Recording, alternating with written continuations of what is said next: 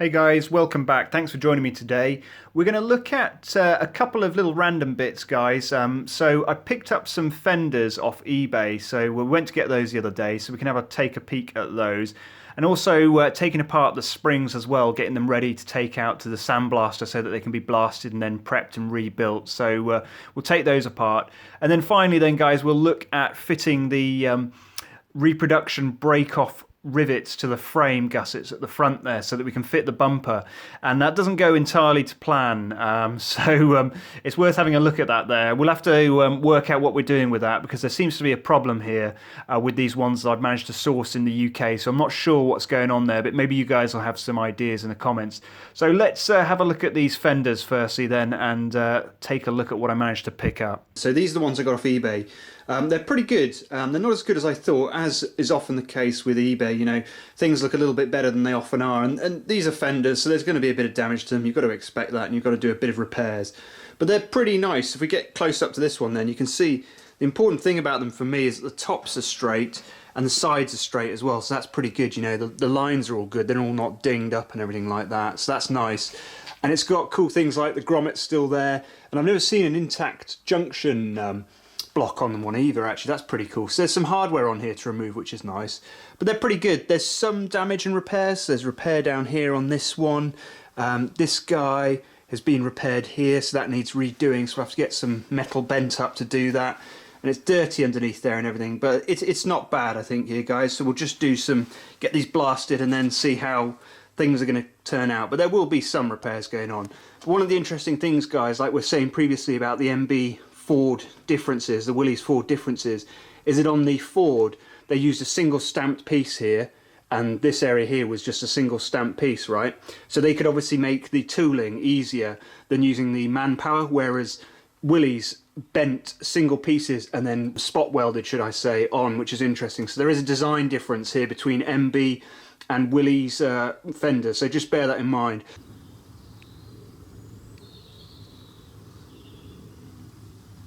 Mosey. Mose. So here's one of these MB springs then, guys. They're not difficult to get apart.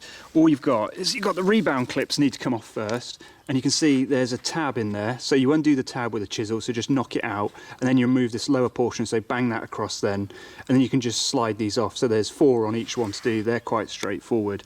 But then you've also got this guy here, the central bolt, which actually holds them all together.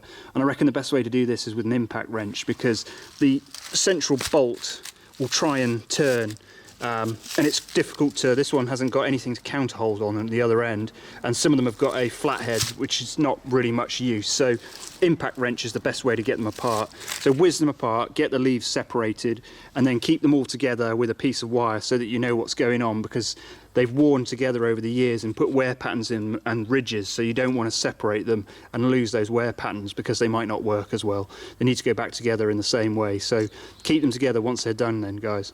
You see, you end up with all these rebound clips, guys, left over. There's not a huge amount you can do with them, because they just fatigue, even if they're, you know, these are the better ones here. They just break, so you need to do something to get them replaced. You can see they've also got a special indent on the bottom there, which lines up with an indent on the spring, so it needs that as well, really, if you want to do it properly. So these are not really much use, unfortunately. You know, they're one-shot things, especially when they're rusty like this. You know, rebending them will just break it, so we need to find some spares for these, or replacements. So there they all are then, guys. My springs all ready to go, all separated. They weren't too difficult to do. At this end we've got the bushes still to push out, but we'll send these off to the blaster to get them blasted, and then we can prime them and check them and see how we're going to move forward with them. But I'm pretty pleased with those. They should be pretty good. But I was only joking about the spring clips, guys, or the rebound clips. Fortunately for you guys, I've found somebody who makes them in the UK, which is good news for us Brits, and good news for you guys in America as well. But oh, there's another blooming beetle on me. Get off. Biting ladybird. These ones here, guys, look at these. These are nice. These are cool. He's got them all marked up. There's that indent, which I didn't know whether they would come with, which you can line up on the indents. Can you see the indents there, the holes in the spring? So they've got special holes in them to line them up. So he's done really nice work here. So they look really good. And here's one lined up with the original underneath, and you can see that they naturally sit at the same angle, interestingly. But that's that's those two there together. And for you guys, this is the bloke. That's the details, guys. If you need some of these, give this guy a ring or send him an email. So guys, we're moving on well with this. As you can see here, we've got the Joe's Motorpool front bumper for the MB fitted already, and that went on really nicely, fortunately. The alignment of the holes and the horns went together really well, so I was quite lucky with that. You can see as well that the guy had put just bolts on the top. He hadn't riveted that there. He hadn't riveted those top horns on yet, which is good because that helps me out for the alignment, because I can undo those a little bit and shifty it around before I attach the bumper properly and tighten it all up. So that's good, guys. But just one thing to note for you guys, that the MB front bumper and the rear cross member are missing holes at the front here that the GPW would have. I believe the ones on the GPW were for shipments. You could put, they had like bolts through them and little vertical bits which went down into a crate, so when they were shipping the frame and everything, it held it in place. So the MB was missing those, but the Ford had then, which is another sort of Ford design feature then, guys. But what we're going to be doing then is, on the front here, I'm going to be using these snap-off rivets. Okay, there they are. That's one of them there. You can see you've got the top portion is the top head, and then the bottom portion is the bit you'll hide away, and the longer collar on the rear of it is where your drive for your socket wrench goes into, and you tighten it all up until the thing breaks off. And you can see we've got one fitted here, guys, that you can see it's not flush yet and it's not tightened up, but you can see how it matches the one on the rear, or should I say on the front of the grill bracket there. So that's how they look in comparison to the originals. So they're pretty, you know, they're not too bad. Now the interesting thing is that as I said in a previous video, the MB rivets are flatter than the Ford ones. The Ford had more pyramidal shape, but I have found the pyramidal shape ones on the MB frame. These internal bracket rivets are more sort of pyramidal shape, but then if you look on the cross member, there's some really flat ones there. That one's hardly proud at all. You could swap that with a socket bolt and fill in the end and no one would notice the difference. And what I'm going to do then is, those snap-off rivets are expensive in the UK. They're £4 each for some reason. I'm not entirely sure why, but they are. But on the rear here, guys, for this one, which sits underneath the tub will lie over the top here. You won't be able to see it, so I'm going to use these sockets. So I've got a socket bolt there, and all you do is you fill in the end when you're done with it, and no one will ever know. So I'm not going to use the snap-offs on the rear. I'm just going to use some of those socket bolts, and that will be hidden away there. But a thing to remember here, or a thing to look at, you know, we're talking about terrible welds, guys. Look at this stuff. I don't even think you can call that a weld. This one is not a weld. Look at this. There's giant holes in it. I mean, I know this is only a little bracket here, but man, this is some pretty poor stuff. So World War II welds, you know, when you're saying how good are your welds, your welding skills these days when you're repairing frames and things like that, if it's any better than that, I think you're doing pretty well, okay? And that's the original welds. Okay guys, let's look at one of these rivets then. So I've put the rivet in. The first one went in fine, there was no issues with it, so that's all good. What I found though is they do spin, which is what I thought would happen. Where it goes into this body here, the top rivet has nothing really to stop it rotating, so when you're trying to tighten up the bottom one, the top one's rotating. So what I put is a tiny dab of weld on the rear there to stop it rotating, so I'll remove that later, but you can't actually see it anyway. With a bit of paint on there you won't see it. So once it's in and it's not rotating, but it's free to pull itself down because it's just a tiny, you know, a millimetre dab of weld there. So let's get this guy on. And this isn't very easy because the MB has these side portions which the GPW doesn't have. So to get your socket in there, or should I say your wrench in there, and break this thing off is not easy, okay? You can also laugh at my incredible strength in a second as well. So, right, let's start tightening it. In the limited space we have here, you can see the one further back is more difficult because you get less room. You can only get one click on my ratchet before you have to take it back, so it's more difficult. But it took quite a lot of force to break the previous one, so let's see how we get on this one. Right, it's pulling it right down. Any gap which was on the top here, that's being pulled right down, so that rivet's getting pretty blooming tight now.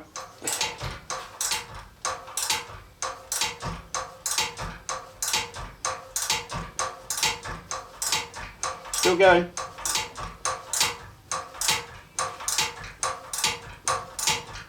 Right, I think we're getting there. It's getting easier. I think this one's threaded itself, guys. There you go. That's not great, is it? Well, that's a great example then, isn't it, guys? That one just carried on getting tighter and tighter and then got easier as it appears to have threaded itself. I mean, it drew the rivet down really hard, and the rivet is, you know, it's not moving or anything like that, but the end, which is supposed to snap off, is still broken on there. The first rivet rotated, the second rivet rotated, so they needed a dab of weld to hold them on. And then the first rivet broke off fine, but the second one, as you could see there, I don't think it was my technique, all I was doing was tightening it, got tighter and tighter, and then it didn't shear off, so it's got the lower portion still stuck in there. So not ideal.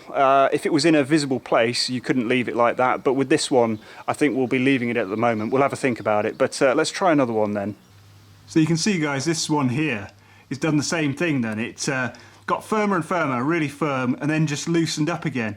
You know, I still think it's tight as a tight thing, but that is not breaking off. So got one last shot, guys, and then we'll have a think about it. All right, so let's try this one. Right, guys, this is the rivet's final hope. This is its chance at redemption then. Can we get this one to break or not? Or are we just going to end up with a load of things with bits stuck off inside them?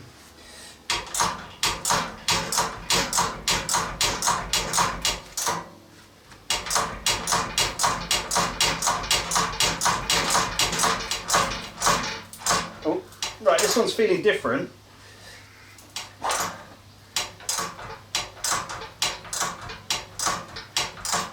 No, it did feel different.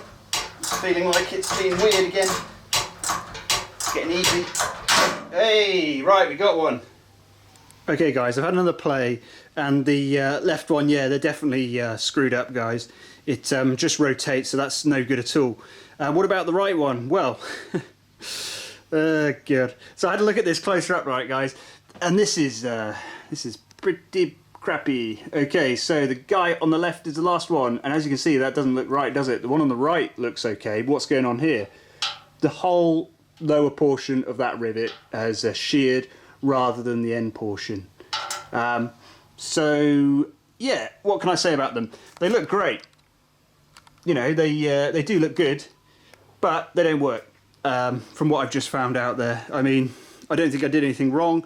You put them in, you tighten them up, they should shear off. You know, it's nothing too exciting about them, but they don't work. So for £4 each, I would say give them a miss.